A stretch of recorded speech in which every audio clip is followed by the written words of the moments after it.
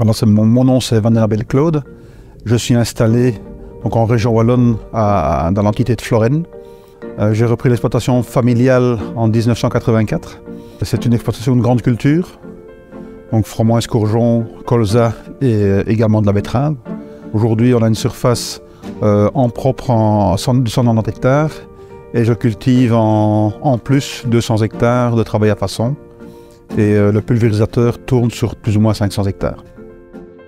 Le plus gros défi, c'est d'avoir des beaux débits de chantier, c'est d'économiser des produits. On a des créneaux horaires quelquefois très restreints parce qu'un jour on n'a pas de vent et le lendemain on a du vent. Donc il faut pouvoir traiter sur 12 ou 24 heures 2 à 300 hectares. Quoi.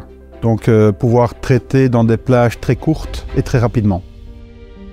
J'adore beaucoup les nouvelles technologies, si les justifications sont bonnes. Le fait de me présenter le produit en disant voilà, la dérive sera réduite, hein, on diminue le nombre de fines gouttes et on diminue le nombre de grosses gouttes pour augmenter le nombre de gouttes efficientes, ça me parlait énormément.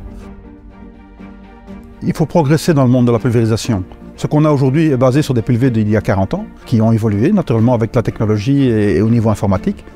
Aujourd'hui, on va aller plus loin, justement basé sur la taille de la goutte, et ça c'est important. On ne peut pas travailler qu'avec des fines gouttes et qu'avec des grosses gouttes.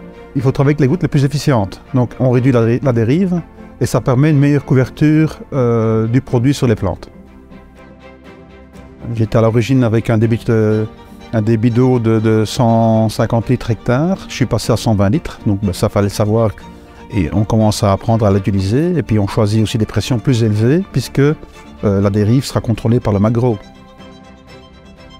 Clairement, au niveau de la dérive, c'était visuel. Ça, c'est indéniable. Avec le recul, avec l'expérience, je voyais que c'était beaucoup mieux avec le macro que sans. Beaucoup moins de dérive. Mais il n'y a pas cette impression de brouillard à l'arrière quand on pulvérise, surtout à haute vitesse. Le produit est beaucoup plus vite plaqué au sol. Quand on est en vitesse de croisière dans une belle terre, on est entre 17 et 18 km/h. Et là, on voit clairement que la dérive est diminuée, ou en tout cas l'effet brouillard n'est plus là. Au niveau fongicide et raccourcisseur, j'ai réduit de tous mes produits de 15%. Et là, on a vu qu'il n'y avait pas de changement en diminuant de 15%. C'était pareil à une pleine dose. Le point essentiel, c'était de pouvoir économiser du produit pour moi et mes clients. Grâce au système Magrotech, je vais pouvoir essayer de justifier auprès des instances de la région wallonne que c'est la technologie qui va nous permettre d'avancer dans la nouvelle PAC et leur nouvelle politique d'écologie, où un système va pouvoir réduire les phytos, réduire la dérive, et on n'en est qu'au début.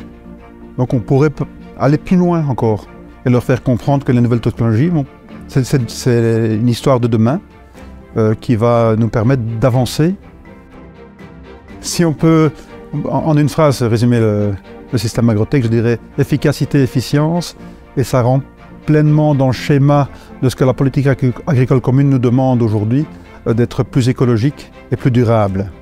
Je recommanderais volontiers Magrotech à mes voisins, sachant qu'il faut que cette personne soit déjà aguerrie aux nouvelles technologies et ouvert à accepter de réduire les doses.